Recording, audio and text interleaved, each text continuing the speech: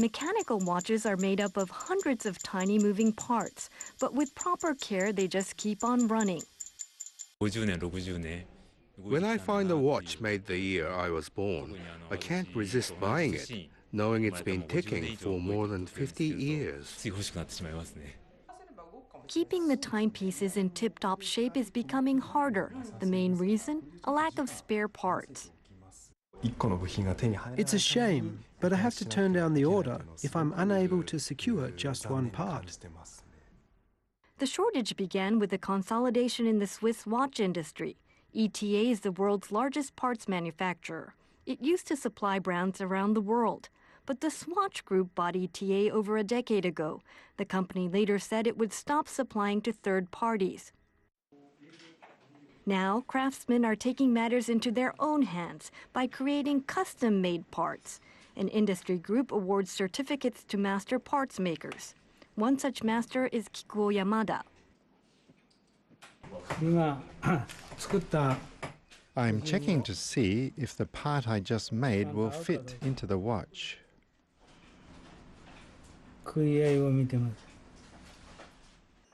His tools include a microscope and his fingers. He can shave or scrape a metal rod to an accuracy of 1/1000th of a millimeter. This part anchors the heart of the watch. It's thinner than the lead for a mechanical pencil. This is a gear tooth to replace one that's broken. It's even smaller than a grain of rice. Yamada needed just 30 minutes to create it. Many people ask me to repair watches they received from their fathers, mothers, or grandparents. So I feel like I have to do everything I can to create new parts and get the job done. There used to be many craftsmen like Yamada in Japan, but once quartz watches started becoming popular in the 70s, their numbers fell. Yamada is now trying to pass his skills down to future generations.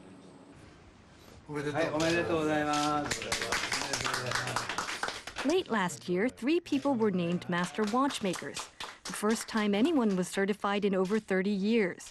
Yamada's wish is for the number to top 100 over the next 2 decades.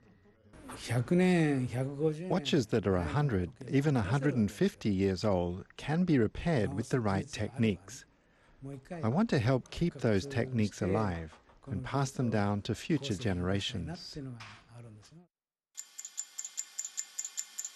Mechanical watches may seem like a thing of the past, but dedicated watchmakers are working to keep these finely crafted timepieces ticking.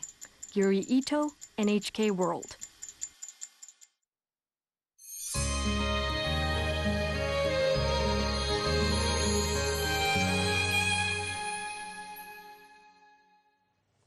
It's time for world weather with our meteorologist, Sayaka Mori. Hello, Sayaka. Hello. So it was definitely a rain boots day today in Tokyo. Lots of rain and wind. Yes. Please tell me tomorrow will be better. Well, good news, it's going to be sunny tomorrow, so we can enjoy the nice break in the rainy weather. But yes, it was stormy today. In fact, Tokyo area had about 100 millimeters of rainfall in 24 hours. That's actually the heaviest since September. At the time, actually, heavy rain fell, causing deadly floods along the Tone River.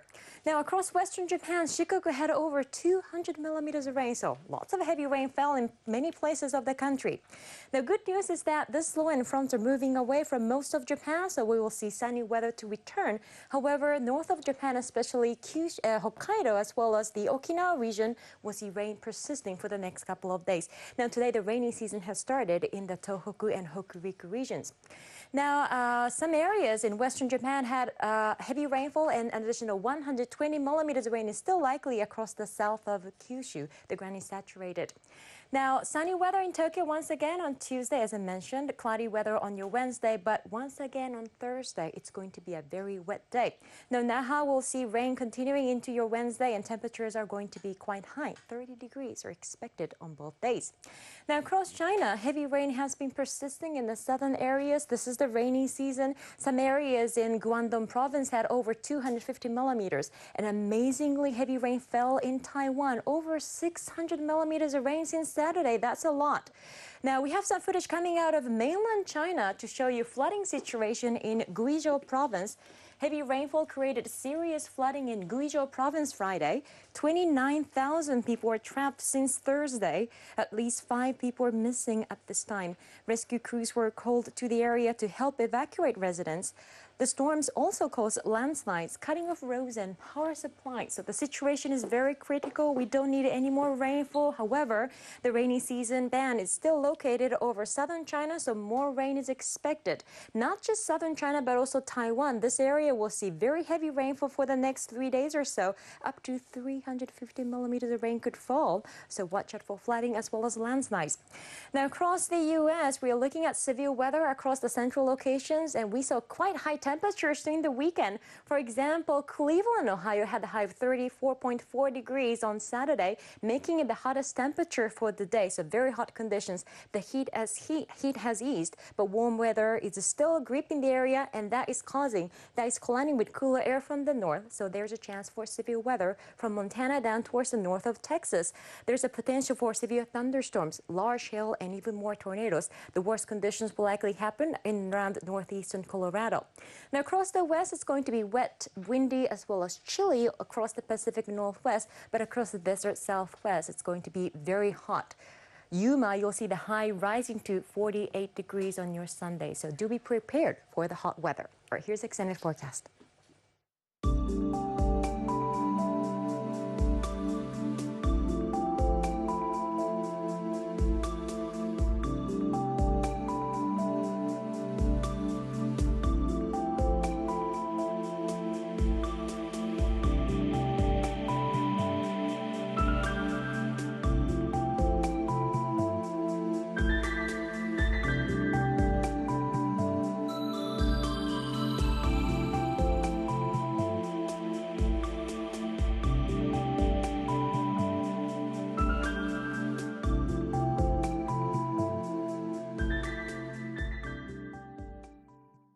An annual event in Japan over the weekend was a real uphill battle. Cyclists put themselves to the test on Mount Fuji. More than 8,000 riders came from Japan and abroad to try to set the fastest time. They set off from the bottom and pedaled halfway to the top.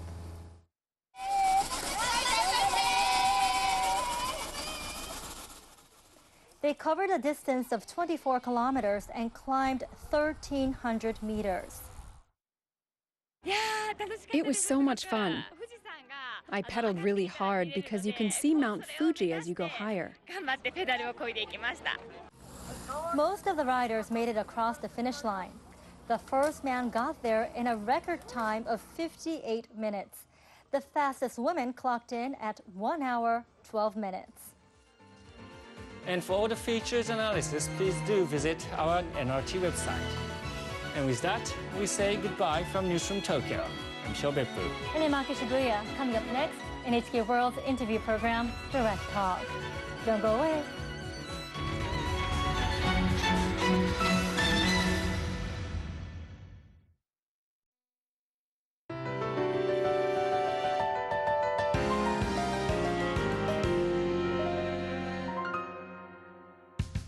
Welcome to Direct Talk.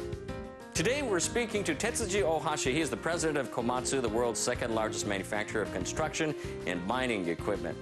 Komatsu products are essential for building infrastructure, but sluggish global demand for raw materials is also causing lower demand. Komatsu is taking bold steps, however, in incorporating information technology into its business.